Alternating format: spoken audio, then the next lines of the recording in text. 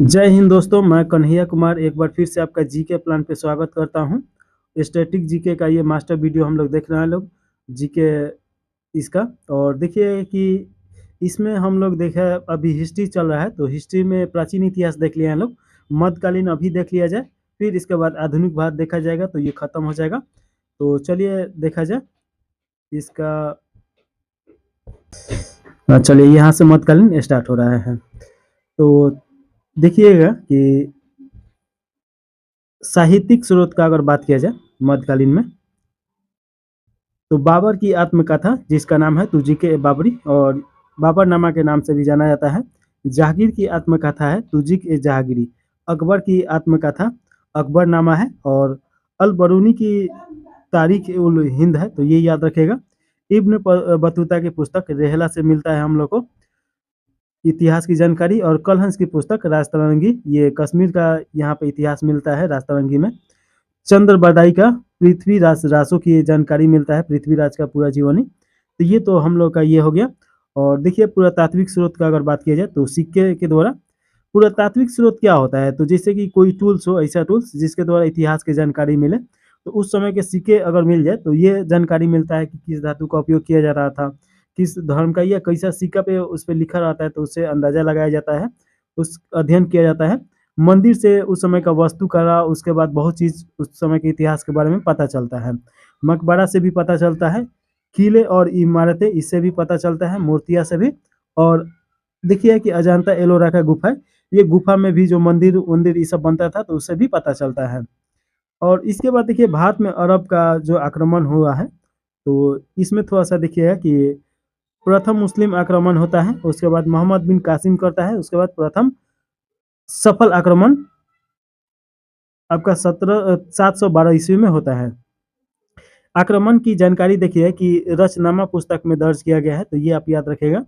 और आक्रमण का प्रभाव देखिए तो अरब ने भारतीय चिकित्सा, नक्षत्र विज्ञान और दशमलव प्रणाली तथा दर्शन शास्त्र सीखा।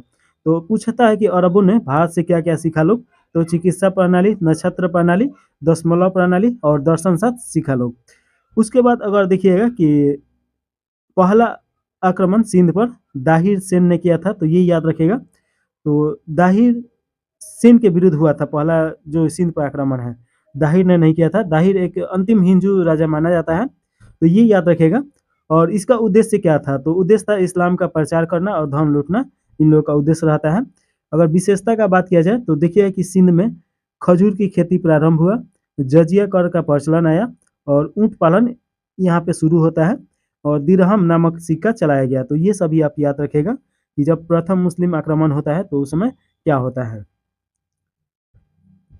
उसके बाद देखिए कि यहाँ पे भारत पे तुर्की आक्रमण के बारे में पढ़ना है। उससे पहले मोहम्मद गजनबी के प्रभाव का थोड़ा सा देख लिया जाए। तो भारतीय राजाओं को पराजित कर भारतीय रणनीति की कमजोरी को उजागर कर दिया, भारत में विदेशी आक्रमण का द्वार खोला। तो ये देखिए कि इसके बाद देखिए बहुत सारा यहाँ पे आक्रमण होता है, और भारतीय जो राजा था, जैसे कि राजा था लोग, तो भारत टुकड़ों में बटा हुआ था, इसी के कारण देखिए भारत कमजोर हो गया था।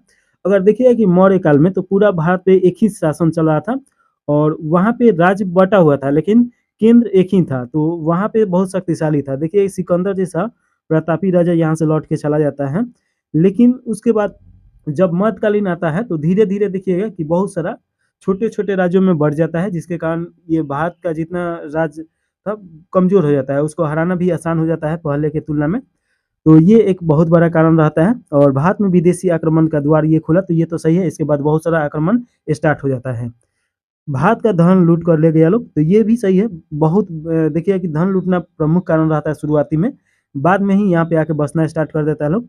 पंजाब, मुल्तान और सिंध में गजनी गवर्नर की नियुक्ति कर मुस्लिम शासक की स्थापना किया गया। तो सबसे पहले जो गजनी रहता है, गजनी गवर्नर, तो यहाँ पे स्थापना किया जाता है पंजाब, मुल्तान और सिंध। ये वर्तमान में देखिए तो पाकिस्तान में पड़ेगा, अफगानिस्तान, ये सब क्षेत्रीय इलाका में पड़ेगा। तो पहले वहाँ पे आके बसा लोग, और धीरे धीरे भारत के अंदर आया लोग।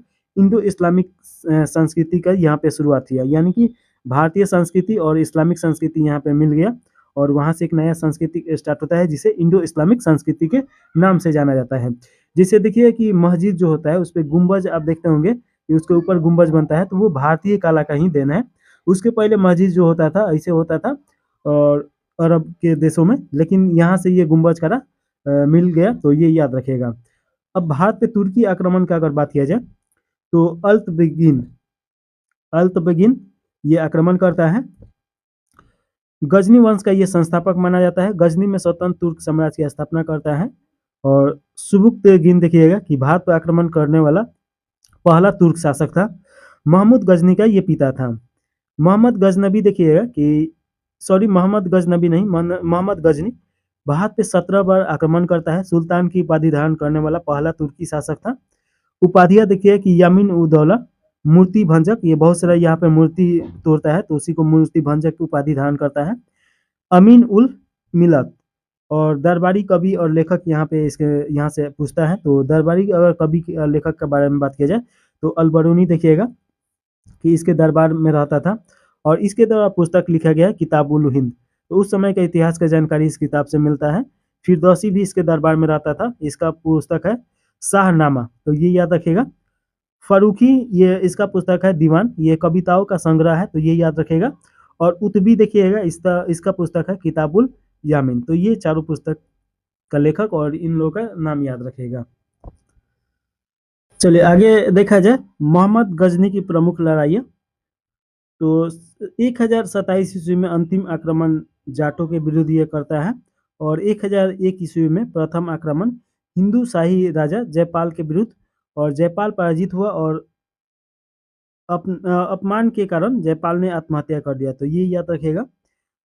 1025 ईस्वी में गुजरात के सोमनाथ मंदिर पर आक्रमण करके लूटा तथा कठियाई वाला शासक भीमदेव बिना युद्ध किए ही यहाँ से पलायन कर जाता है और हार मान लेता है। देखिए कि 1020 ईस्वी में बुंदेलखंड पे आक्रमण विद्याधर की सेना को पराजित करता है और 1015 ईस्वी में कश्मीर पर आक्रमण लोहार वंश की शासक रानी दिद्दा से पराजित हुआ था। तो ये याद रखेगा, कश्मीर की शासिका थी रानी दिद्दा और उससे ये पराजित हुआ था। तो ये आपको जरूर याद रखना है। चलिए मोहम्मद गौरी के बारे में थोड़ा सा देखा जाए तो देखिए कि 1206 ईस्वी में गौरी की हत्या कर दी गई और मोहम्मद गौरी के अच्छा यहाँ पे पहले हत्या के बारे में ही दे दिया गया है। सबसे पहले ये देखना है मोहम्मद गौरी ने भारत का नेतृत्व कुतुबुद्दीन ऐबक को सौंपा और पूरा नाम इसका क्या था, तो मुइजुद्दीन मोहम्मद गौरी इसका पूरा नाम था। वंश था ससबनी या घुरिंद वंश। तो ये आपका याद रखेगा, ये क्वेश्चन पूछ सकता है। गौरी के सेनापति बख्तियार खिलजी ने नालंदा बौद्ध विहार का तहस नहस किया था। तो ये याद रखेगा कि नालंदा में जो उस समय का विश्वविद्यालय था उसमें आग लगा दिया था और लगभग 6 माह तक वो आग जलते रहा। गौरी के प्रमुख अभियान का अगर बात किया जाए तो देखिएगा कि इसका 1175 ईस्वी में भारत में प्रथम आक्रमण मुल्तान के शासक पे किया और 1178 ईस्वी में गुजरात पे आक्रमण किया गुजरात के शासक भीम द्वितीय के द्वारा। द्वितीय उस समय शासन कर रहा था, मूलराज उसका प्रमुख नाम था और वो पूरी तरीका से हारा।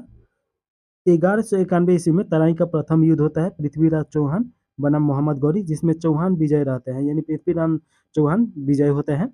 और एक वर्ष बाद तराई का द्वितीय युद्ध होता है पृथ्वीराज चौहान बनाम मोहम्मद गौरी, जिसमें गौरी विजय रहता है, पृथ्वीराज चौहान को कैद कर लिया जाता है। 1194 ईस्वी में देखिए कि कनौज चंदावर का युद्ध होता है जिसमें जयचंद बनाम गौरी होता है, गौरी इसमें विजयी होता है। और देखिए कि जयचंद के कारण ही यहाँ पे पृथ्वीराज चौहान हारते हैं। तो ये भी थोड़ा सा इसमें विस्तार में नहीं दिया है, लेकिन जहाँ पे हमको लगेगा वहाँ पे थोड़ा सा विस्तार में बता देंगे। यहाँ पे दिल्ली सल्तनत के बारे में अब देखा जाए गुलाम वंश।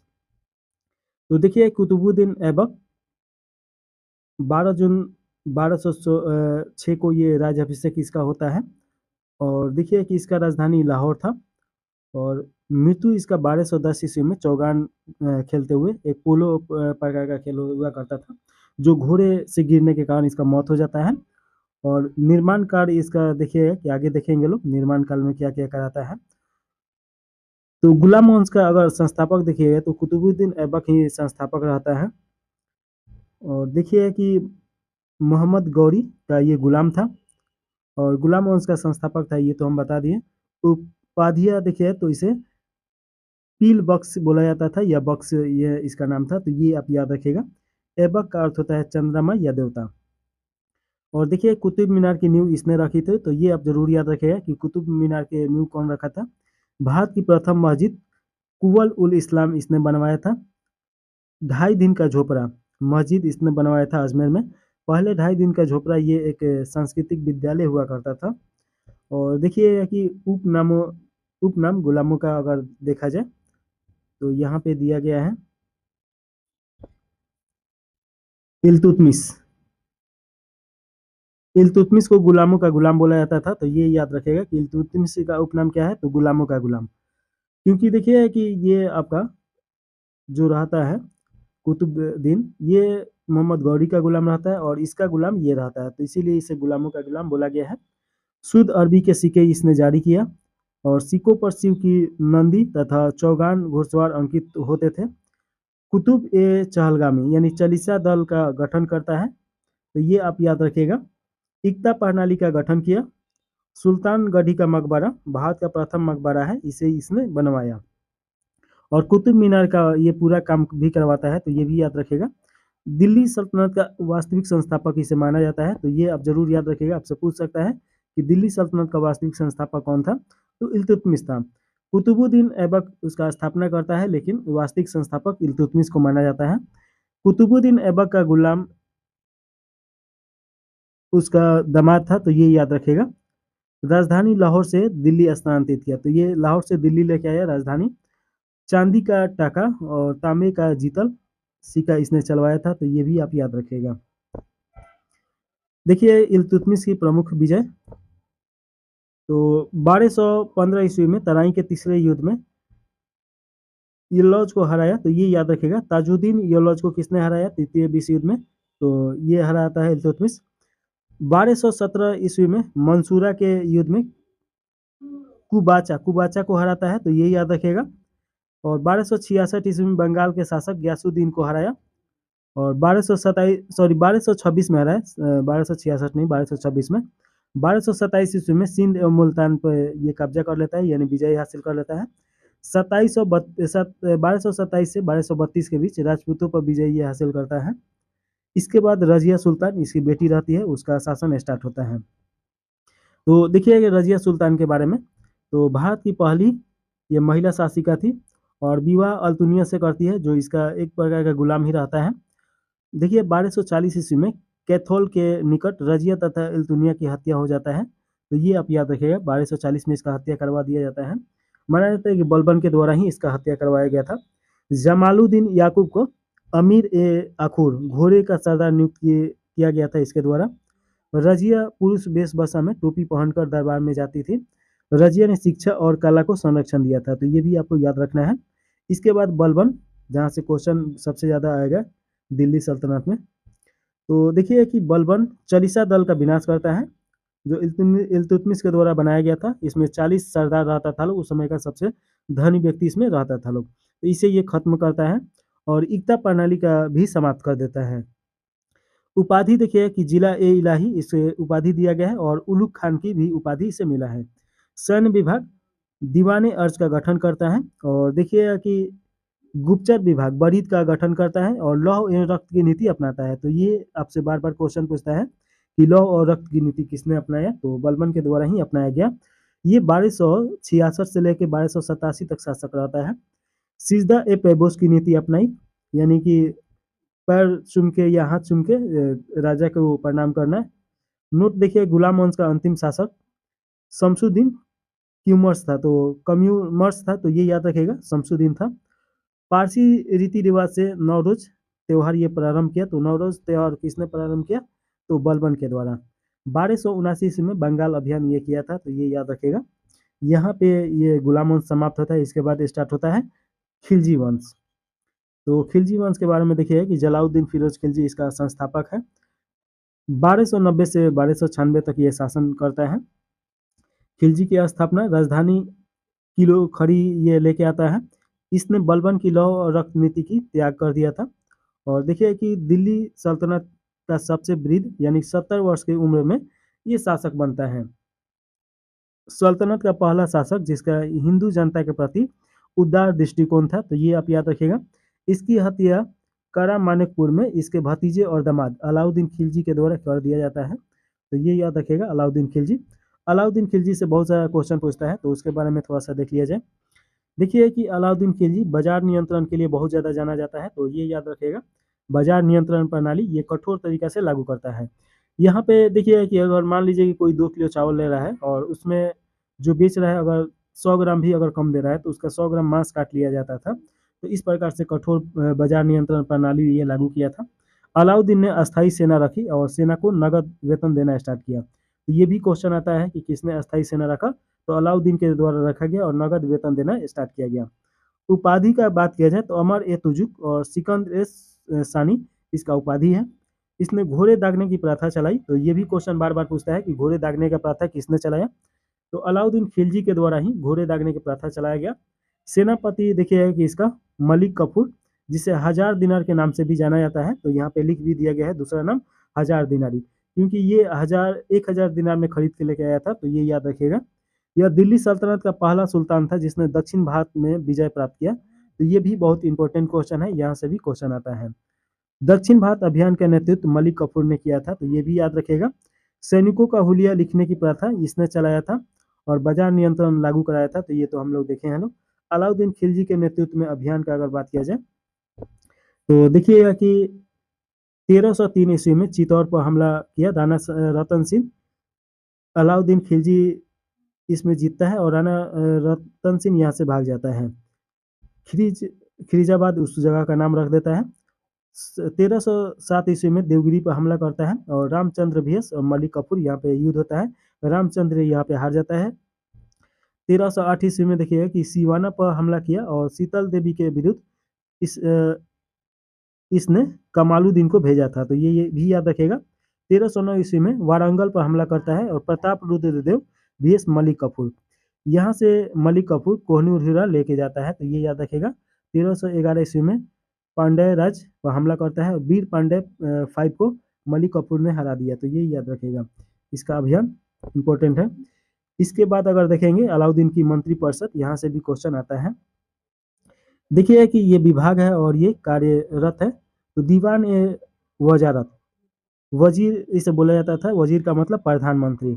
दीवान ए रियासत विदेश मंत्री। दीवान ए हिंसा इसमें शाही सचिवालय होता था। दीवान ए खारिज सैन्य मंत्री इसमें होते थे लोग। और दरबारी कवि और लेखक का अगर बात किया जाए तो अमीर खुसरो इसको दरबारी कवि था। अमीर खुसरो तबला और सितार वादक का जनक माने जाते हैं, तो ये याद रखेगा।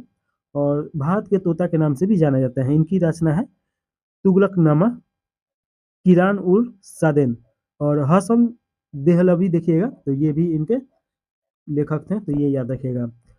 अब देखिए कि अलाउद्दीन खिलजी के निर्माण कार्य, तो देखिए कि अलाई दरवाजा बनवाया गया, सीरी का किला इनके द्वारा बनाया गया और हौस खास का निर्माण इसके द्वारा किया गया। 1000 खंबा महल भी इसके द्वारा बनवाया गया। मुबारक शाह खिलजी इसके बाद आता है, तो इसके बारे में देखेंगे लोग। देखिए कि मुबारक खिलजी 1316 से लेकर 1320 तक ये शासन करता है। दिल्ली सल्तनत का पहला सुल्तान जिसने स्वयं को खलीफा घोषित किया। इसने खलीफतुल्लाह की उपाधि धारण की, तो ये याद रखेगा। वर्णी के अनुसार मुबारक शाह खिलजी दरबार में नग्न में आता था, तो ये याद रखेगा कि ये नग्न अवस्था में ही ये चला आता था। इसके वजीर खुसरो खान ने इसकी हत्या कर दी, तो ये याद रखेगा। उसके बाद स्थापना होता है तुगलक वंश का, और तुगलक वंश देखिएगा कि 1320 से 1344 तक ये था। और इसका संस्थापक का बात किया जाए तो गयासुद्दीन तुगलक था, तो ये याद रखेगा तुगलक वंश का संस्थापक है। गयासुद्दीन तुगलक की मृत्यु 1325 ईस्वी में अफगानपुर के निकट लकड़ी के महल में दबने से हो गई, तो ये याद रखेगा। मूल नाम था गाजी महल। सिंचाई के लिए सर्वप्रथम नहरों का निर्माण इसने कराया था गयासुद्दीन तुगलक ने, तो ये याद रखेगा। अलाउद्दीन द्वारा चलाई गई घोड़ा दागने की प्रथा तथा हुलिया लिखने की प्रथा को प्रभावी ढंग से इसने लागू किया। निजामुद्दीन औलिया ने गयासुद्दीन के लिए कहा था कि दिल्ली अभी दूर है, तो ये आप याद रखेगा, क्योंकि गयासुद्दीन के द्वारा निजामुद्दीन औलिया को अपने दरबार में बुलाया गया था, तो ये नहीं गए, तो दोनों में मनमुटाव हो गया था, तो ये इसी के कारण दिल्ली अभी दूर है ये बोला गया था इनके द्वारा। मोहम्मद बिन तुगलक देखेंगे इसके बारे में, तो देखिए कि ये 1325 से लेकर 1351 तक शासन करता है। एडवर्ड थॉमस ने इसे सिक्का बनाने वाला सुल्तान और धनवानों का युवराज कहा है। इसे मुद्रा शास्त्री तथा दुनिया का खान भी कहा जाता है, तो ये याद रखिएगा। इसने अफ्रीकी यात्री इब्न बतूता को दिल्ली का काजी नियुक्त किया था। काजी मतलब थे न्यायाधीश। इसके शासनकाल में दो स्वतंत्र राज्यों का उदय हुआ, विजयनगर और बहमनी स्वराज। जैन विद्वान जिन प्रभा सूरी तथा राजशेखर को संरक्षक दिया था ये। दिल्ली सल्तनत का सबसे अधिक पढ़ा लिखा सुल्तान यही था, तो ये भी आप याद रखेगा। इसके शासनकाल में अंतिम मंगोल आक्रमण तमासिरिन जो 1326 से 27 में किया था, सती प्रथा को रोकने का प्रयास ये किया था, तो ये इम्पोर्टेंट है। दिल्ली से राजधानी देवगिरी ये इसने स्थानांतरित किया और सांकेतिक मुद्रा का प्रचलन किया। सांकेतिक मुद्रा का मतलब क्या होता है कि जैसे कि मान लीजिए कि जो अभी हम लोग का 500 का नोट है तो अगर उसमें आरबीआई का हस्ताक्षर हटा दिया जाए, आरबीआई गवर्नर का, तो वो एक कितना 1 रुपये का भी वो नहीं बिकेगा। लेकिन उस पर आरबीआई का गवर्नर का हस्ताक्षर आता है कि मैं 500 नोट के लिए वचनबद्ध हूँ, तो इसी के कारण उसका 500 मूल्य हो जाता है। तो इसी को बोला जाता है सांकेतिक मुद्रा, यानी संकेत करता है। कृषि सुधार के लिए दीवाने को ही अमीर को ही विभाग का स्थापना किया, तो ये भी आप याद रखिएगा।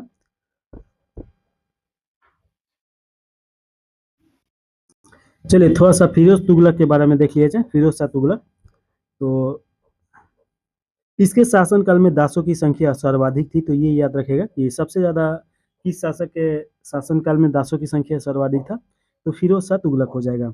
इसने अपनी आत्मकथा फितू फिरोज शाही फारसी भाषा में लिखी है। जौना खां की याद में जौनपुर नगर की स्थापना करता है, जौनपुर यूपी में पड़ेगा। इसने ब्राह्मणों पर भी जजिया कर लगाया, तो ये याद रखेगा। भारत में तैमूर लंग के आक्रमण के साथ ही तुगलक वंश का अंत हो गया, तो ये भी आपको पता होना चाहिए। इसने 2 नए सिक्के चलाए, जीतल धातु के और आधा जो जीतल का 50% होता था, और भीख भी चलाया था, भीख जो जीतल का 25% होता था। इसे सल्तनत काल का अकबर भी कहा जाता है। बर्नी इसका दरबारी कवि था, तो ये आपसे क्वेश्चन पूछता है कि बर्नी किसका दरबारी कवि था, तो फिरोज शाह तुगलक का। इसका रचना देखिए है कि तारीख ए फिरोज शाही और फतवा ए जहादारी। सिपाहियों को नगद वेतन की जगह गोवा के भू राजस्व उसके नाम कर दिए, तो ये आप याद रखेगा। सॉरी, सिपाहियों के नगद की जगह गांवों में जो भू राजस्व होता था उसको फ्री कर दिया, तो ये आपको याद होना चाहिए। फिरोज शाह के प्रथम विभाग देखिएगा, तो अगर इसका प्रमुख विभाग का अगर बात किया जाए तो दीवान है बंदरगाह जो दास प्रथा होता था, दीवान है इम्तिहाक ये पेंशन विभाग होता था, दीवान खैरत दान विभाग हुआ करता था, दफ्तर ए रोजगार ये रोजगार विभाग हुआ करता था, और दारुल सफा यानी निःशुल्क अस्पताल हुआ करता था, तो ये याद रखिएगा, इसने इतना काम कराया था। इसके बाद आता है सैयद वंश, और सैयद वंश देखिए कि 1444 से लेके सॉरी 1414 से लेके 1451 तक ये रहता है, और इसका संस्थापक है खिरीज खां, तो ये याद रखिएगा। सैयद वंश का संस्थापक सल्तनत काल में शासन करने वाला शिया वंश का सुल्तान हुआ करता था। सैयद वंश के शासक स्वयं को पैगंबर मोहम्मद के वंशज मानते थे, और तैमूर लंग ने खिरीज खां को मुल्तान और दीपालपुर की सूबेदारी सौंपी थी, तो ये याद रखिएगा। इसके बाद देखिएगा कि आपका मुबारक शाह 1421 से 1434 हो जाएगा। खिरीज खां के बाद इसका पुत्र मुबारक शाह के नाम से गद्दी पर बैठा। इसने स्वयं को सुल्तान घोषित किया तथा शाही उपाधि धारण की। इतिहासकार अहमद सरहिंदी इसका समकालीन था। पुस्तक तारीख मुबारक शाही याद रखेगा, इसके द्वारा लिखा गया था। इसने यमुना नदी के तट पर मुबारकाबाद नगर की स्थापना किया था, तो मुबारक शाह के द्वारा यमुना नदी के तट पे इसका स्थापना किया गया था, तो ये याद रखेगा। और देखिए कि अलाउद्दीन आलम शाह 1445 से 1451 तक सैयद वंश का अंतिम शासक बना रहा। जौनपुर राज्य की दिल्ली सल्तनत में विलय हो गई, तो ये याद रखिएगा, सबसे महत्वपूर्ण उपलब्धि था। अच्छा, ये इसमें नहीं है, इसके काल का है। अब लोधी वंश देखेंगे लोग, तो लोधी वंश का संस्थापक कौन है? बहलोल लोधी है, और लोधी वंश 1451 से लेके 1526 तक रहा। इसके बाद तो देखिए कि आपका अकबर ये लोग आ जाता है लोग, तो इसके बारे में थोड़ा सा देखिए कि यह लोधी वंश का संस्थापक था। लोधी वंश दिल्ली सल्तनत का प्रथम अफगान वंश था, तो ये याद रखेगा कि प्रथम अफगानी कौन था लोग, तो लोधी वंश। बहलोल लोधी तथा मसूद शाह की सेना का पानीपत के निकट नरेला में युद्ध हुआ था। इसने बहलोल नामक सिक्के चलाया था, तो ये भी ये याद रखिएगा। और जौनपुर राज्य की सल्तनत में विलय इसकी सबसे महत्वपूर्ण उपलब्धि थी, तो ये आप याद रखिएगा। इब्राहिम लोदी इसके बाद आता है, 1517 से लेकर 1526 तक रहता है। लोदी वंश का अंतिम शासक। 21 अप्रैल 1526 को बाबर और इब्राहिम लोदी के बीच पानीपत का प्रथम युद्ध होता है। पानीपत के प्रथम युद्ध में इब्राहिम लोदी की मृत्यु हो जाती है और युद्ध भूमि में मारे जाने वाला दिल्ली सल्तनत का पहला और अंतिम शासक ये था, तो ये याद रखेगा। और देखिए कि सल्तनत काल का प्रशासन, तो दीवान इंसा ये पत्राचार और संचार विभाग था। काजी उल कुजाद न्याय मंत्री। दीवान रसातल ये विदेश मंत्री। और दीवान अर्ज सैन्य विभाग, तो ये इतना है। अब इसके बाद देखिएगा कि मध्यकालीन, यहाँ से स्टार्ट होता है मुगल शासक जिनके मकबरे और भारत से बाहर, ये सब देखेंगे लोग। तो सबसे पहले देखिए कि सिकंदर लोदी के बारे में देखना है। उसके बाद मुगल काल के बारे में देखा जाएगा। इसके समय गान विद्या के एक श्रेष्ठ ग्रंथ लजत ए सिकंदरी की रचना की गई। और 1504 ईस्वी में आगरा शहर की स्थापना किया गया। तो आगरा शहर किसने बसाया? तो सिकंदर लोदी ने बसाया। 1506 ईस्वी में आगरा को अपनी राजधानी बनाता है। आयुर्वेदिक ग्रंथ फरहंगे सिकंदरी के नाम से फारसी में अनुवाद कराया गया। और देखिए कि इसने कुतुब मीनार की मरम्मत करवाया, तो ये याद रखिएगा। कुशल सैन्य व्यवस्था तथा गुप्तचर प्रणाली का इसने गठन किया। यह बहलोल लोदी का पुत्र था, तो ये याद रखिएगा। लोदी वंश और दिल्ली सल्तनत का अंतिम महान शासक था। भूमि मापने के लिए गज ए सिकंदरी इसने बनवाया था, तो स्थापित किया था, तो ये भी क्वेश्चन आता है। गुलरुखी शीर्षक के नाम से फारसी भाषा में कविताएं इसने यह लिखता था, तो ये भी याद रखेगा। मुगल शासक जिनके मकबरे भारत से बाहर हैं, इसमें बाबर का मकबरा काबुल में है। जहांगीर का मकबरा लाहौर में है। और बहादुर शाह जफर का मकबरा रंगून पड़ेगा म्यांमार में, जो अंतिम शासक रहते हैं। तो इसके बारे में तो हम लोग देखेंगे लोग मध्य के आधुनिक काल में। अब यहाँ से देखिए कि मुगल काल स्टार्ट होता है। सबसे पहले हम लोग को बाबर के बारे में देखना है। तो देखिए कि 1526 से 1530 तक ये इसका शासन चलता है। मुबैयान पद शैली का जनक, अलंकार शास्त्र का रियासत ए उजुक नामक पुस्तक लिखी। और सिक्का की अगर बात किया जाए तो इसने चांदी का सिक्का शाहरुख चलवाया था। कंधार में बाबरी नामक सिक्का चलाया, तो ये भी याद रखिएगा। मकबरा देखिए कि काबुल में इसका है। और पहले आगरा के आराम बाग में दफनाया गया, बाद में इसे काबुल ले गया गया। और देखिए उपाधि का अगर बात किया जाए तो कलंदर उपाधि है, बादशाह पातशाह। काबुल विजय के बाद ये इसका उपाधि दिया गया। जन्म 14 फरवरी 1483 फरगाना में हुआ, जो अफगानिस्तान में पड़ेगा। मुगल वंश का संस्थापक इसे ये है, तो ये याद रखेगा। समकालीन शासक अगर देखिए तो नुसरत शाह बंगाल के शासक, और कृष्ण देव राय ये विजयनगर के शासक थे उस समय। आत्मकथा तुजुक ए बाबरी। और भाषा देखिए कि तुर्की भाषा। इसमें 5 मुस्लिम राज्य अगर देखा जाए तो बंगाल, मालवा, दिल्ली, गुजरात, बहमनी और 2 हिंदू राज्य विजयनगर और मेवाड़ का उल्लेख मिलता है। बाबर के युद्ध की अगर बात किया जाए तो देखिए कि घाघरा का युद्ध होता है 5 अप्रैल 1529 को। बाबर और अफगानों के बीच जल और थल पर लड़ा गया प्रथम युद्ध है, तो ये याद रखेगा कि जो घाघरा का युद्ध है ये प्रथम है कि जल और थल दोनों में लड़ा गया। बाबर का भारत पर आक्रमण 1518 से 1519 ईस्वी में यूसुफ जाति के विरुद्ध था। इस अभियान में बाबर ने भैरा और बाजौर पे अधिकार कर लिया। पानीपत देखिए, पानीपत का प्रथम युद्ध 21 अप्रैल 1526 को हुआ। बाबर और इब्राहिम लोदी के बीच ये युद्ध होता है। बाबर विजयी हुआ। और तुलुगामा और तोपखाने का प्रथम बार उपयोग यहाँ पे मिलता है, तो ये जरूर याद रखिएगा कि तुलुगामा पद्धति और तोपखाने का प्रयोग सबसे पहले कब हुआ, तो पानीपत के युद्ध में होता है। खानवा का युद्ध देखिएगा बाबर और राणा संगा के बीच, इसमें विजय के बाद बाबर ने गाजी की उपाधि धारण की, तो ये याद रखिएगा। बाबर ने इस युद्ध में जिहाद का नारा दिया था। तो आपसे क्वेश्चन पूछ सकता है कि किस युद्ध में जिहाद का नारा दिया गया था, तो खानवा के युद्ध में। बाबर और मेदिनी राय के बीच में युद्ध लड़ा गया था, चंदेरी का युद्ध, जो जनवरी 1528 में लाया जाता है। बाबर ने मेदिनी राय की पुत्रियों को हुमायूं तथा कमरान को सौंप दिया, तो ये याद रखिएगा। बाबर विजयी हुआ, तो ये याद रखेगा। और आगे देखिएगा, हुमायूं के बारे में देखेंगे लोग। हुमायूं के बारे में अगर देखा जाए तो देखिए कि 1530 से लेके 1540 तक इसका पहला प्रावधान था, यानी पहले इतना शासन किया।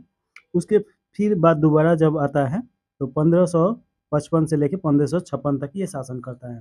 तो दो फेजों में ये शासन करने वाला ये शासक हुआ। तो देखिए कि राज अभिषेक आगरा में होता है। हुमायूं की आत्मकथा हुमायूं नामा है, जिसकी बहन गुलबदन बेगम ने लिखी है, तो ये याद रखिएगा। यह ज्योतिष विद्या में विश्वास करता था। देखिए कि अबुल फजल ने हुमायूं को इंसान ए कामिल कहा है, तो ये याद रखिएगा। हुमायूं के मकबरे को वर्ष 1993 में यूनेस्को द्वारा विश्व धरोहर स्थल सूची में घोषित किया गया। और हमीदा बेगम ने हुमायूं का मकबरा दिल्ली में बनवाया था, तो ये याद रखेगा। हुमायूं ने दिल्ली के निकट दीन पनाह नगर की स्थापना किया। और हुमायूं एवं शेरशाह के बीच विवाद का मुख्य कारण बंगाल था, तो ये याद रखेगा। और थोड़ा सा इसके बारे में और डिटेल में देखा जाए तो देखिएगा कि लेनपुल का कथन हुमायूं जीवन में भर लड़खड़ाता रहा और लड़खड़ाते हुए इसकी मृत्यु हो गई। हुमायूं की मृत्यु शेर मंडल नामक पुस्तकालय भवन की सीढ़ियों से गिरकर हुई, तो ये याद रखिएगा। ये पुस्तकालय की सीढ़ी से लाइब्रेरी था और उससे गिर के हो गया। हुमायूं द्वारा लड़े गए प्रमुख युद्ध का बात किया जाए तो देखिएगा कि यहाँ पे कालिंजर का पर आक्रमण 1531 में हुआ, प्रथम सैनिक अभियान था। कालिंजर बुंदेलखंड में स्थित है और प्रताप रुद्रदेव पर हमला किया वहाँ पे। उसके बाद दोहरा का युद्ध होता है 1532 ईस्वी में। और यहाँ पे देखिएगा कि जो दोहरा का युद्ध होता है गोमती नदी के तट पे लड़ा गया था। अफगानी शासक मोहम्मद लोदी के विरुद्ध ये लड़ा गया था। हुमायूं विजय हुआ इसमें। चुनार का घेरा युद्ध देखिएगा। चुनार का घेरा ये 1532 ईस्वी में चुनार पूर्वी भारत के प्रवेश द्वार के रूप में विख्यात था उस समय। चुनार बनारस के निकट था, तो ये भी याद रखेगा। और चौसा का युद्ध देखिएगा, तो यहाँ पे देखिए कि चौसा का युद्ध कर्मनाशा नदी के तट पे लड़ा गया है हुमायूं और शेरशाह के बीच, जिसमें शेरशाह विजयी हुआ। और युद्ध जीतने के बाद शेर खान ने शेरशाह की उपाधि धारण किया। इसके बाद देखिए कनौज का युद्ध, या इसे बिलग्राम के युद्ध के नाम से भी जाना जाता है। यह 1540 ईस्वी में लड़ा गया था।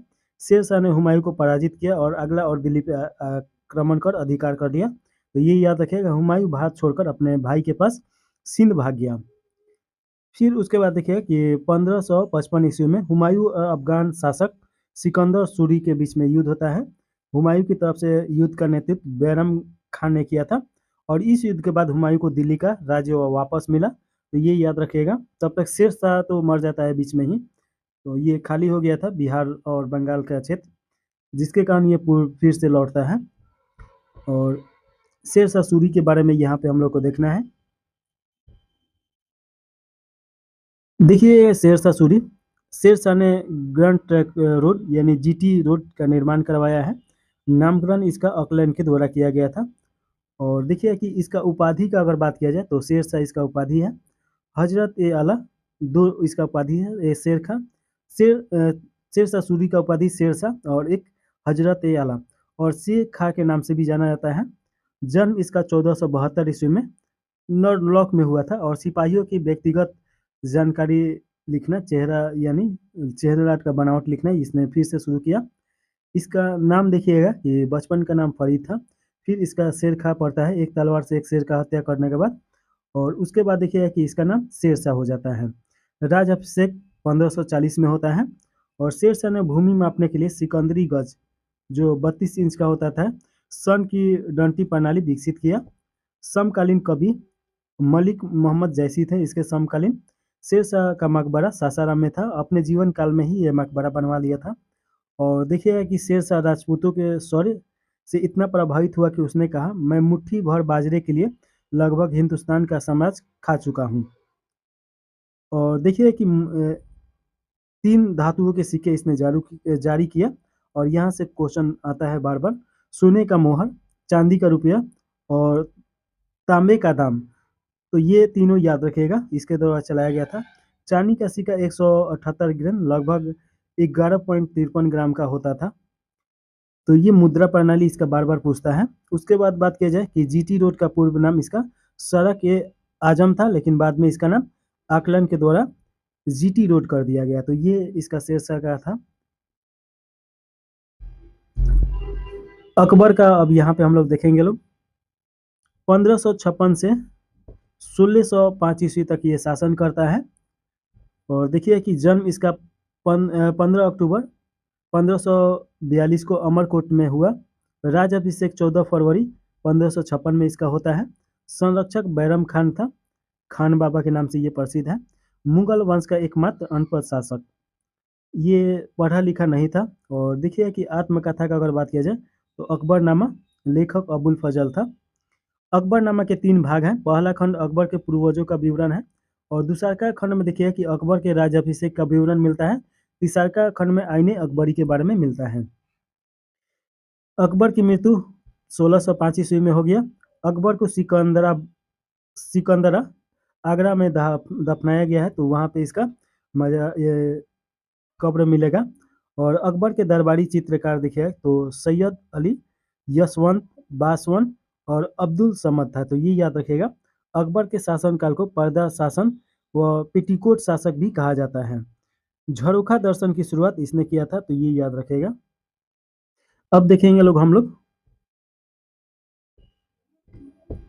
अकबर के महत्वपूर्ण कार्य।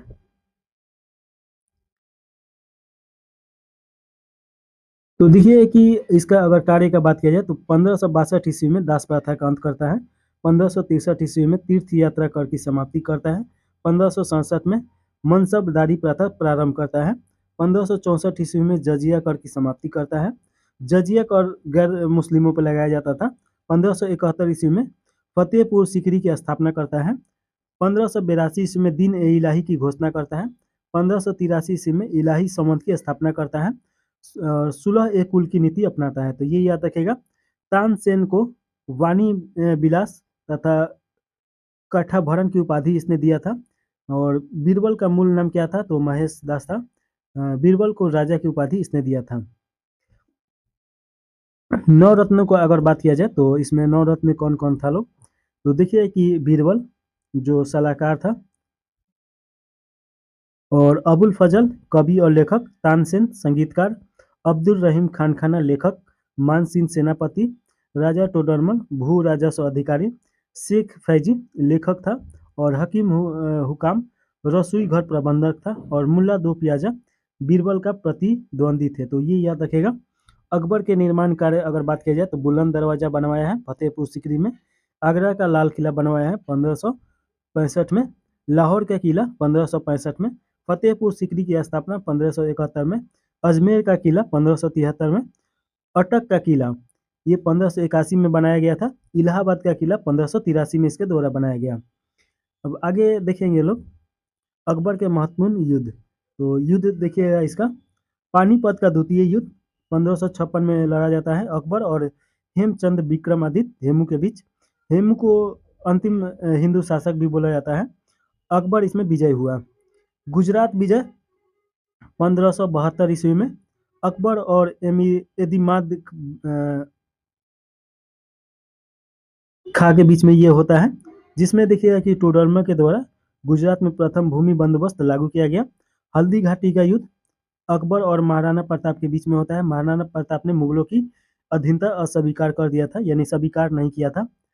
असीरगढ़ विजय ये 1601 ईस्वी में हुआ अकबर और मीरन बहादुर के बीच। यह अकबर की अंतिम विजय थी। असीरगढ़ के किले का दरवाजा सोने की चाबियों से खोला जाता था। तो ये याद रखेगा। अब जहांगीर के बारे में पढ़ेंगे। अकबर का ये बेटा है, तो देखिएगा इसके बारे में। गद्दी पर बैठते ही इसके पुत्र खुसरो ने इससे विद्रोह कर दिया। सिख के पांचवें गुरु अर्जुन देव को इसने फांसी दिया था। नूरजहां की माता असमन बेग के गुलाम से इत्र निकालने की विधि खोजी गई। नूरजहां की माता असमत बेग ने गुलाब के फूल से इत्र निकालने की ये विधि खोजी। जहांगीर को लाहौर में रावी नदी के तट पे दफनाया गया। तो ये याद रखिएगा। जहांगीर ने निसार नामक सिक्के चलाए। तो आपसे क्वेश्चन पूछता है कि निसार नामक सिक्का कौन चलाया, तो जहांगीर ने 1612 ईस्वी में पहली बार रक्षाबंधन त्योहार मनाया था, तो ये याद रखिएगा। और देखिए कि जहांगीर की आत्मकथा तुझी के जहांगीरी बाद में इसे मुतबिन ने पूरा किया था। पत्नी का नाम था मेहरुनिसा। जहांगीर ने इसे नूरजहां की उपाधि दी थी। नूरजहां के पिता ग्यास बेग को जहांगीर ने एतमा उदौला की उपाधि दिया। आगरा के किले में न्याय की घंटियां लगवाई गई थी। नूरजहां ने जुनता गुट का गठन किया था। जहांगीर का काल चित्रकला का स्वर्ण काल माना जाता है। जहांगीर के काल में आने वाले अंग्रेज थे। एक कैप्टन हकीम था जो 1608 ईस्वी में आया, और एक थॉमस मुनरो था जो 1615 ईस्वी में आया।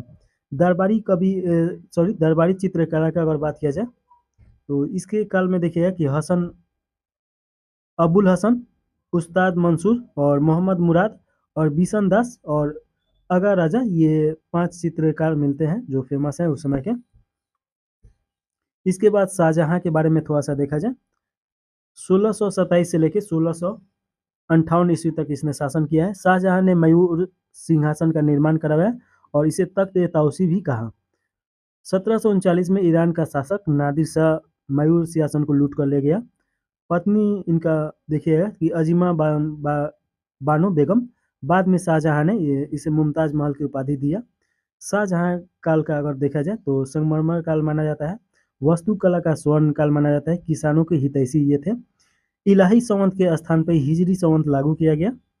और देखिए कि इसने सिजदा प्रथा को समाप्त करके चहार तस्लीम प्रथा चलाया था।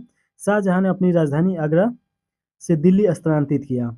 और दरबारी कवि का बात किया जाए तो सुंदरदास चिंतामणि और कवि चंद्राचार्य इसके दरबारी कवि थे। हिंदू तीर्थयात्रियों पर पुनः कर लगा दिया गया। संस्कृत के महान कवि जगन्नाथ ने इनको महाकविराज का उपाधि दिया था। ध्रुपद शाहजहां का प्रिय राग था, तो ये भी याद रखिएगा। इसके बाद देखिएगा कि दारा सिको, शाहजहां के 4 पुत्र थे जिसमें एक दारा सिको था, शाह शुजा था और औरंगजेब था, मोहम्मद मुराद था। और ये दारा सिको के बारे में थोड़ा सा देख लीजिएगा। इसने उपनिषद का फारसी में अनुवाद किया। लेनपुल ने इसे लघु अकबर का नाम दिया था। शाहजहां ने इसे शाह बुलंद इकबाल की उपाधि दी थी, तो ये याद रखिएगा। शाहजहां के पुत्रों के मध्य उत्तराधिकारी युद्ध देखिएगा कि यहाँ पे लड़ा जाता है। तो सबसे पहले देखिएगा कि बहादुरपुर युद्ध लड़ा गया 1668 नहीं 1658 ईस्वी में। शाह शुजा और दारा सिको के बीच ये युद्ध हुआ था। धर्मत का युद्ध जो 1658 में लड़ा गया था, औरंगजेब प्लस मुराद और दारा सिको के बीच में लड़ा गया था। सामूगढ़ का युद्ध 1658 में औरंगजेब प्लस मुराद और दारा सिको के बीच। देवराई का युद्ध औरंगजेब और दारा सिको के बीच में लड़ा गया था। खाजवा का युद्ध 1659 में लड़ा गया औरंगजेब एवं शाह शुजा के बीच में। औरंगजेब का काल देखिएगा, यहाँ से औरंगजेब का काल स्टार्ट होता है। 4 भाइयों में 3 को मार के और ये शासक बढ़ता है। 1558 से 1707 तक इसका शासन रहा। देखिए कि 2 बार ये राज्याभिषेक कराया। पहला राज्याभिषेक जुलाई 1658 ईस्वी में और दूसरा का जून 1659 ईस्वी में। मृत्यु इसका 1707 में हो जाता है अहमदनगर। औरंगजेब को दौलताबाद में स्थित खुलाद बाग में दफनाया गया, तो ये याद रखिएगा खुलदाबाद में। 1686 में बीजापुर और 1687 में गोलकुंडा को जीता। और देखिए कि रबिया उद दौरानी मकबरा औरंगाबाद महाराष्ट्र में बनवाया गया। इसके अन्य नाम देखिए कि ताजमहल की फुहर नकल, द्वितीय ताजमहल और दक्षिण का ताजमहल भी इसे बोला जाता है। देखिए कि जजिया कर 1679 में दोबारा शुरू किया गया। नौरोज उत्सव तथा झरोखा दर्शन समाप्त कर दिया गया। संगीत पे प्रतिबंध लगा दिया गया। और पत्नी का नाम दिलसार बाग था। उपाधि रबिया उद दौरानी। इसके समय हिंदू मनसबदारों की संख्या सर्वाधिक थी। और सिखों के 9वें गुरु तेग बहादुर की हत्या करवाया, तो ये याद रखिएगा। उपाधि का बात किया जाए तो आलमगीर और जिंदा पीर इसका उपाधि था। अब भक्ति आंदोलन यहाँ से स्टार्ट होता है, तो भक्ति आंदोलन के बारे में थोड़ा सा देख लिया जाए। तो सबसे पहले देखिए भक्ति संतों के 2 समूह था, एक प्रथम समूह और द्वितीय समूह। प्रथम समूह में देखिए वैष्णव संत महाराष्ट्र में लोकप्रिय हुए थे और भगवान बिठोल के भक्त थे और बीरकारी या तीर्थयात्री पंथ कहलाते थे। पंजाब और राजस्थान में ये द्वितीय समूह सक्रिय था। देखिए कि छठी शताब्दी में भक्ति आंदोलन की शुरुआत तमिल क्षेत्र में हुई, जो कर्नाटक और महाराष्ट्र में फैला। भक्ति आंदोलन का विस्तार 12 अलरवार वैष्णव संतों और 63 नयनार शैव संतों ने किया था। चलिए देखिए है कि शंकराचार्य के अद्वैत दर्शन के विरोध में दक्षिण में वैष्णव संतों द्वारा 4 मतों की स्थापना किया गया, जिसमें श्री संप्रदाय जो रामानुजाचार्य विशिष्टाद्वैत के प्रतिपादक हैं और ब्राह्मण संप्रदाय माधवाचार्य द्वैतवाद के प्रतिपादक हैं और रुद्र संप्रदाय विष्णु स्वामी शुद्धाद्वैतवाद के प्रतिपादक हैं और सनकादि संप्रदाय निम्बार्काचार्य द्वैताद्वैतवाद के संस्थापक हैं। शैव संत अपार ने पल्लव राजा महेंद्र वर्मन को शैव धर्म स्वीकार करवाया, तो ये याद रखेगा। और रामानंद की शिक्षा से 2 संप्रदाय का उदय हुआ, एक सगुण जो पुनः जन्म में विश्वास रखते थे और एक निर्गुण जो भगवान के निराकार रूप में को पूजते थे, तो ये याद रखेगा सगुण और निर्गुण। और देखिएगा इसमें भक्ति आंदोलन को दक्षिण भारत से उत्तर भारत में रामानंद के द्वारा लाया गया था और निर्गुण संप्रदाय के सबसे प्रसिद्ध प्रतिनिधि थे कबीरदास। सगुण संप्रदाय के भक्ति थे तुलसीदास, नाभाका दास, निम्बार्काचार्य, बल्बाचार्य, चैतन्य, सूरदास, मीराबाई, तो ये याद रखिएगा। और सूफी संतों के 2 प्रमुख संप्रदाय हुए, एक सगुण और एक निर्गुण, तो ये तो हम लोग देखिए लिए लोग। अब इसके बाद जो हम लोग देखेंगे औरंगजेब के काल के प्रमुख विद्रोह। इसमें देखिएगा कि औरंगजेब का विद्रोह 1686 ईस्वी में और अंग्रेजों को हुगली से बाहर भेजा गया। और सिख विद्रोह देखिएगा कि 1675 से 1707 ईस्वी में एकमात्र धार्मिक विद्रोह औरंगजेब के समय का अंतिम विद्रोह हुआ। जाट विद्रोह देखिएगा कि 1669 ईस्वी में औरंगजेब के समय का प्रथम संगठित विद्रोह था। इसका मुख्य कारण था भूमि विषयक समस्या थी। सतनामी विद्रोह 1672 ईस्वी में यह मथुरा के निकट नारनौल धार्मिक संप्रदाय में हुआ था। और बुंदेल विद्रोह देखिए कि 1661 ईस्वी में ओरछा के शासक चंपत राय के नेतृत्व में किया गया था। प्रमुख मत और परिवर्तक का अगर बात किया जाए तो यहाँ पे 2 भागों में बांटा गया है, एक मत एक परिवर्तक। तो अगर सबसे पहले परिवर्तक देखिए शंकराचार्य, निम्बार्काचार्य, रामानुज, वल्लभाचार्य, माधवाचार्य और विज्ञान भिक्षु। उसके बाद देखिए कि मत, तो मत में अगर देखा जाए तो एक अद्वैतवाद, द्वैतवाद, विशिष्टाद्वैतवाद, शुद्धाद्वैतवाद, अद्वैतवाद और अभिभागत द्वैतवाद। तो ऊपर तो हम लोग इसके बारे में देखे थे लोग कि इसके प्रतिपादक कौन है। चोल राज्य के प्रमुख शासक का अगर बात किया जाए तो देखिए कि विजयालय चोल ये इसके संस्थापक हैं। 1850 से लेकर 1870 तक चोल साम्राज्य का संस्थापक, राजधानी उदयपुर जो शुरुआती राजधानी थी। विजयालाल ने पर केसरी या नर केसरी की उपाधि धारण किया था, तो ये याद रखेगा। आदित्य प्रथम 1807 से लेके 907 तक विजयालाल का ये पुत्र और उत्तराधिकारी था। चोलों के स्वतंत्र राज्य का संस्थापक माना जाता है। उपाधि देखिएगा कि कोंडर राम, इसने पल्लव शासक अपराजित वर्मन को हराया था, तो ये याद रखेगा। अरिमोली वर्मन या राजराज प्रथम, तो राजराज प्रथम का नाम था अरिमोली वर्मन, जो 985 से लेके 1014 तक ये शासन किए। पराकांतक द्वितीय का ये पुत्र थे। इसने राजराज की उपाधि धारण की। इसने श्रीलंका के उत्तरी भाग को जीता तथा इसे मुंडी चोल मंडलम नाम दिया। इसने तंजौर में राजराजेश्वर की शिव मंदिर बनवाए। ये सबसे ज़्यादा इंपॉर्टेंट है, ये क्वेश्चन बार बार आता है। इनकी या इसकी उपाधि राजशेखर और मुंडी चोल था, तो ये याद रखेगा। राजेंद्र प्रथम, ये भी प्रतापी शासक, 1014 से लेकर 44 तक राजराज प्रथम का ये पुत्र और उत्तराधिकारी। राजधानी गंगेकोट चोलमपुर ये ले गए। राजराज प्रथम की सर्वाधिक महत्वपूर्ण विजय 1025 ईस्वी में कारारम के श्री विजय साम्राज्य के विरुद्ध था। इनकी उपाधि बात किया जाए तो गंगेकोट चोल और चोलंद्रम और परमेश्वरम भक्त, ये इनका उपाधि था। चोल चालुक्य वंश का अगर बात किया जाए तो देखिए कि कुलोत्तुंग चोल प्रथम 1070 ईस्वी से लेकर 1120 तक इस वंश का संस्थापक। और चोल, ये चालुक्य वंश का बात हो रहा है। इसने चोल और चालुक्य वंशों के बीच वैवाहिक संबंध स्थापित किया। इसके बाद चोल इतिहास चोल चालुक्य के नाम से जाना गया। इसने कलचुरी शासक कर्णदेव तथा कलिंग नरेश अनंत वर्मन को पराजित किया था, तो ये याद रखेगा। विक्रम चोल 1120 से लेकर 1133 तक शासन। इसने चिदम्बरम के नाट्य राज मंदिर में अपार धन दान दिया। और विक्रम चोल ने अकलक एवं त्याग समुद्र की उपाधि धारण की। राजेंद्र तृतीय 1286 से लेके 46 से लेके 1279 तक यह चोल वंश का अंतिम शासक था। पांड्य राजा सुंदर पांड्य द्वितीय को पराजित किया। 1291 में पांड्य शासक जटावर्मन और सुंदर पांड्य ने चालुक्य, होयसला और काकतीय राजवंशों को जीता। राजेंद्र तृतीय को अपनी अधीनता में रहने के लिए बाध्य किया, तो ये याद रखिएगा।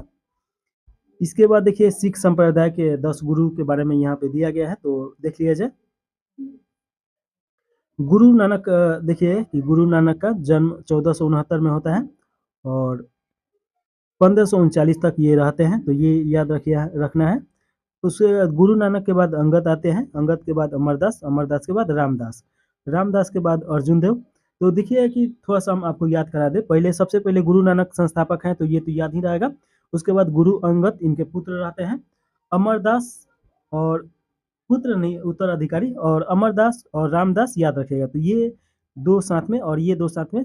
और 5वां नंबर पे गुरु अर्जुन देव, तो ये 5 पांडव से अर्जुन को ले लीजिएगा तो आसानी से याद रहेगा। छठा देखिए कि हरगोविंद, और 7वां हरदयाल, और 8वां हरकिशन, और 9वां तेग बहादुर, जिसका हत्या करवाता है कौन, तो औरंगजेब करवाता है। और गोविंद सिंह 10वें रहते हैं, अंतिम रहते हैं। इनका जन्म पटना में हुआ था, पटना साहिब में, तो ये याद रखेगा। और इनका 1675 से लेके 1708 में इनका मृत्यु हो जाता है, तो ये आप याद रखेगा इनका जन्म कब हुआ। सभी का जन्म याद रखना जरूरी नहीं है। अब यहाँ पे देखिए प्रमुख उपाधि का बात किया जाए, तो सॉरी उपलब्धि का, तो सिख धर्म के संस्थापक कौन है, तो ये है गुरु नानक। गुरुमुखी लिपि के जनक, लंगर व्यवस्था के नियमिति की, और आनंद खराज विवाह समारोह शुरू किया गया। अमृतसर के संस्थापक हैं कौन, तो ये आपका गुरु ग्रंथ साहिब का संकलन और अमृतसर में हरमिंदर साहिब स्वर्ण मंदिर का निर्माण कराया गया। और इन्हें जहांगीर ने फांसी दे दिया। तो गुरु अर्जुन देव, देखिए कि इनका फांसी किसके द्वारा दिया गया, तो जहांगीर के द्वारा दिया गया, तो ये सभी सामने है, तो लिखा गया है उनके बारे में। और देखिए अकाल तख्त की स्थापना तथा सिख को एक लड़ाकू जाति में किसने बदला, तो श्री हरि गोविंद के द्वारा बदला गया था। उत्तराधिकारी यानी मुगलों के युद्ध में भाग लिया गया तथा पुत्र राम राय को मुगल दरबार में भेजा गया, किनके द्वारा, हर राय के द्वारा। अल्प वयस्क अवस्था में इनका मृत्यु हो जाता है, तो देखिए कि ये श्री हरि किशन का हो जाता है। 1661 से 1665 में देखिए 4 वर्ष तक ही रहा है। उसके बाद देखिए कि तेग बहादुर औरंगजेब के द्वारा फांसी दे दिया गया। और देखिए कि गोविंद सिंह, पटना साहिब में इनका जन्म होता है और खालसा पंथ की स्थापना करते हैं और धर्माचार पाहुल का परिवर्तन करते हैं, तो ये आप याद रखिएगा। शाकंभरी चौहान वंश या चौहान वंश। देखिए कि यहाँ पे विग्रह राज चतुर्थ अजमेर के सरस्वती मंदिर का निर्माण करवाए हैं। कथा सरित सागर तथा ललित ब्रिगराज के रचनाकार सोमदेव थे। विग्रह राज ने हरि केली नाटक की रचना की। इनकी पंक्तियां अजमेर के 2.5 दिन झोपड़ी पर लिखी है।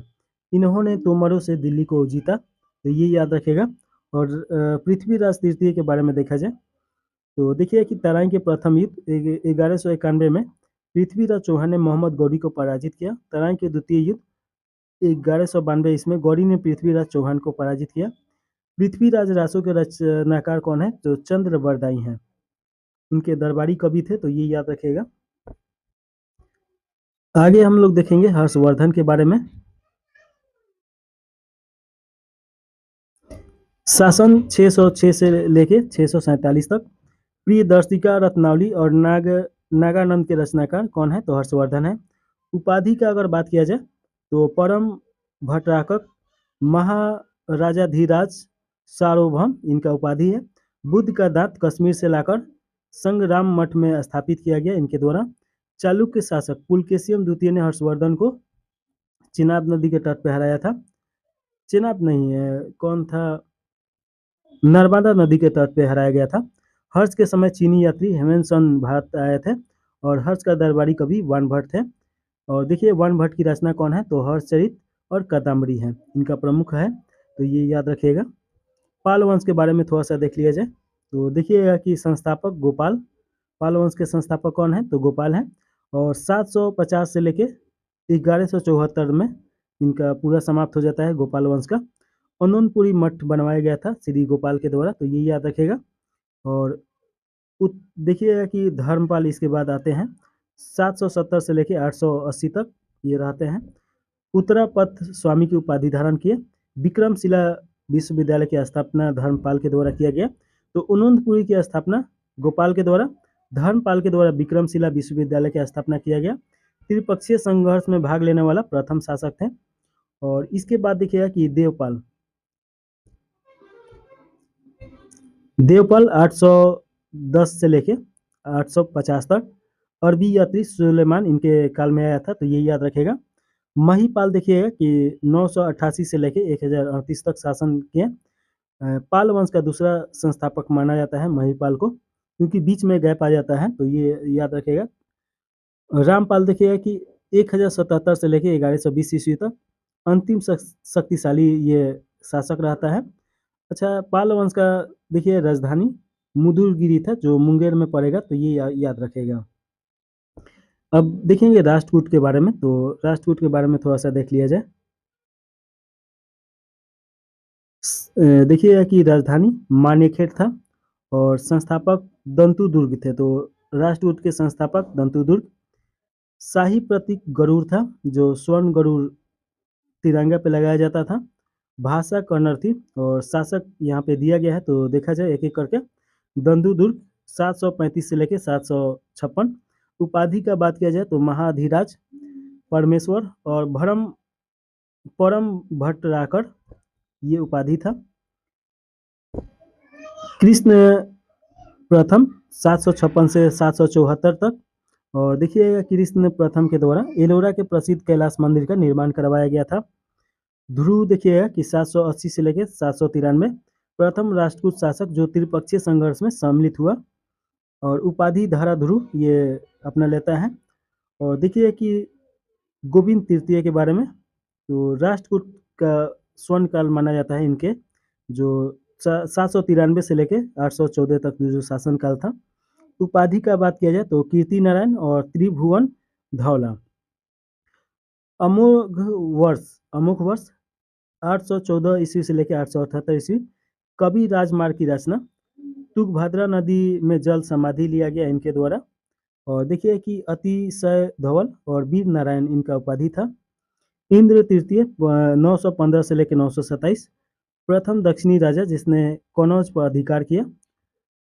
कृष्ण तृतीय 934 से लेकर 996 तक राष्ट्रकूट सत्ता की पुनः स्थापना की है, तो ये याद रखिएगा। इसके बाद देखिए चालुक्य वंश। बादामी या प्रतापी के चालुक इसका नाम है। मतलब चालुक्य वंश देखिए कि बाटा 6-7 भागों में बटा है, तो इसमें बादामी और वातापी के चालुक्य के बारे में पढ़ रहे हैं। 543 से 557 ईस्वी तक इनका शासन था। चालुक्यों की शाखाएं अगर देखिए तो बादामी के चालुक्य, वेगी के चालुक्य, कल्याणी के चालुक्य। चालुक्यों की मूल शाखा का उदय बीजापुर कर्नाटक, इसका उदय बादामी होने के कारण इन्हें बादामी के चालुक्य माना जाता है, यह नाम दिया गया। अब यहाँ पे देखिए पुलकेशियम द्वितीय और कीर्तिवर्मन, एक एक राजा के बारे में पढ़ना है। तो सबसे पहले पुलकेशियम द्वितीय के बारे में देख लिया जाए। 535 से लेकर 566 बादामी के चालुक्य के संस्थापक इन्हें माना जाता है। पुलकेशियम प्रथम है, द्वितीय नहीं है, सॉरी। द्वितीय तो हर्षवर्धन को हराते हैं, तो उस काल में आएंगे। और देखिए इसने अश्वमेघ, वाजपेयी और वैदिक यज्ञ का अनुष्ठान कराया गया था।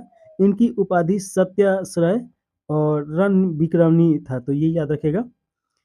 कीर्तिवर्मन 566 से लेकर 597 इसने कदम्बन शासक अजय वर्मा को हराया और देखिए इसकी सबसे महत्वपूर्ण विजय कदम्बों पर विजय थी। महाकूट स्तंभ लेख में उन्हें बहुस्वर्ण और अग्नि योम यज्ञ कराने वाला कहा गया है। इसने बनवासी के कदम्बन, कोकण के मौर्य और वेलारी कर्नूल क्षेत्र के नालवंशी शासकों को पराजय किया। तो ये याद रखिएगा। विजयनगर के बारे में अगर देखिएगा तो विजयनगर के स्थापना होता है 1336 ईस्वी में और इसके संस्थापक हरिहर और बुक्का रहते हैं, दो भाई। विजयनगर साम्राज्य के 4 वंश देखिए तो एक संगम वंश जो 1336 से लेके 1485 ईस्वी तक। संगम वंश के संस्थापक कौन है तो हरिहर और बुक्का। एक सुलभ वंश देखिए 1485 से लेके 1505 तक और संस्थापक सलू नरसिंह।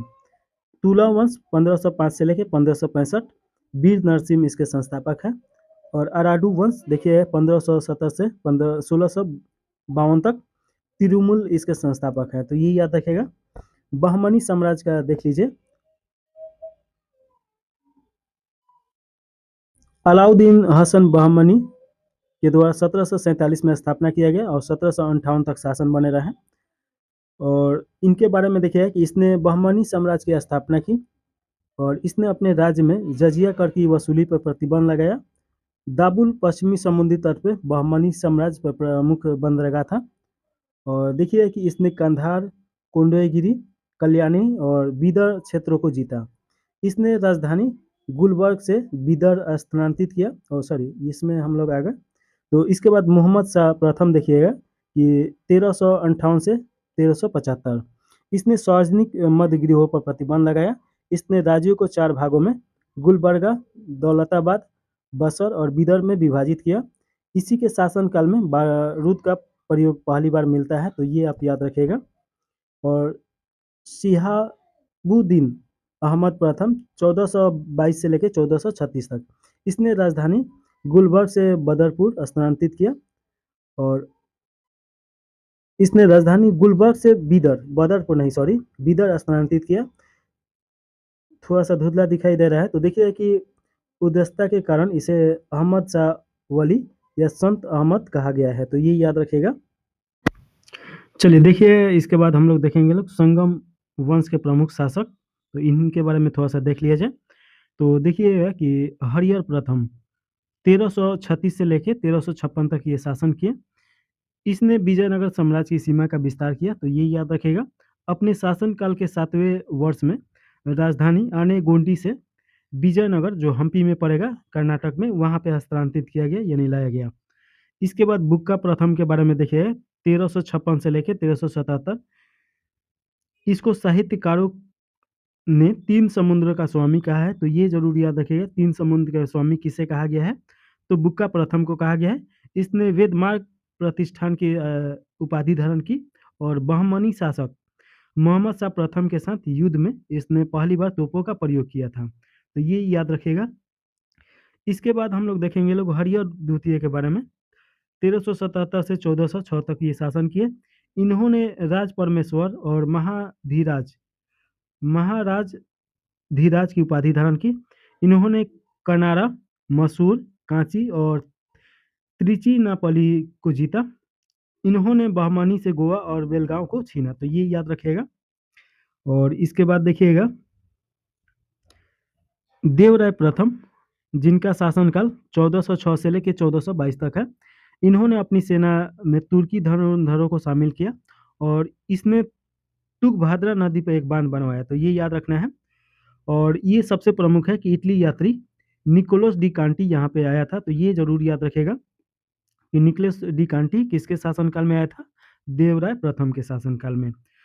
और देवराय तृतीय के बारे में देखिए 1422 से लेकर 1446 तक इनकी उपाधि है गज बेटक और इमादी देवराय। श्रीनाथ इनके दरबारी कवि थे। तो श्रीनाथ याद रखेगा कि इनके दरबारी कवि थे। तो इनके फारसी यात्री अब्दुल रज़ाक इन्हीं के शासनकाल में आया था। तो ये भी याद रखेगा, बहुत इंपॉर्टेंट है। विरूपाक्ष द्वितीय संगम वंश का अंतिम शासक हुआ। तो ये अंतिम शासक पूछेगा कि संगम वंश का कौन हुआ, तो विरूपाक्ष द्वितीय हुआ। अब थोड़ा सा ऊपर देखिएगा कि कालांतर में बहमनी में 5 नए राज का उदय हुआ, जिसमें राज दिया गया है और संस्थापक दिया गया है। बीजापुर के संस्थापक यूसुफ आदिल शाह थे, और अहमदनगर के मलिक मोहम्मद, और बरार के देखिए कि इमाद खां थे, और गोलकुंडा के कुली कुतुब शाह थे। तो ये याद रखिएगा। बीदर के अमीर अली बरीद ये थे, तो ये आपको याद रखना है। प्रतिहार वंश के बारे में देखिए कि इसके संस्थापक हरिश्चंद्र इसके संस्थापक थे प्रतिहार वंश के। नाग प्रथम जो 730 से लेकर 756 तक शासन किया। ग्वालियर प्रस्थेत में मलेच्छों का नाशक बताया गया है। तो मलेच्छ कौन हुआ करता था, तो अरब के। और प्रतिहार वंश का वास्तविक संस्थापक भी माना गया है नागभट्ट को। वत्सय राज देखिए कि 780 से लेकर 800 ईस्वी तक त्रिपक्षीय संघर्ष में भाग लेने वाले प्रथम प्रतिहार शासक थे। मिहिर भोज जो 836 से 885 तक शासक रहे, कनौज को राजधानी अपना बनाए, और आदि वरा और प्रभास की उपाधि धारण किए। तो आपसे क्वेश्चन पूछ सकता है कि प्रभास की उपाधि किसने धारण किया था, तो मिहिर भोज। महेंद्र पाल प्रथम 885 से 910 तक कर्पूरी मंजरी काव्य मीमांसा। बाल रामायण के रचनाकार राजशेखर इनके दरबारी कवि थे, तो ये याद रखिएगा। महिपाल प्रथम देखिए कि इन्हीं के शासनकाल में अल मसूरी भारत आया था। तो भारत की यात्रा पे अल मसूरी किनके शासनकाल में आया था, तो महिपाल प्रथम के शासनकाल में। राज्यपाल देखिएगा कि 960 से लेके 1800 ईस्वी तक शासन किया। इसके शासनकाल में मोहम्मद गजनबी ने कनौज पर आक्रमण किया था, और यशपाल इसका अंतिम शासक था। तो ये याद रखना है। और देखिए कि आगे आधुनिक भारत है, तो यहाँ पे ये समाप्त होता है मध्यकालीन भारत का मास्टर वीडियो। तो आप चैनल को लाइक सब्सक्राइब हाइप जरूर कर दीजिएगा।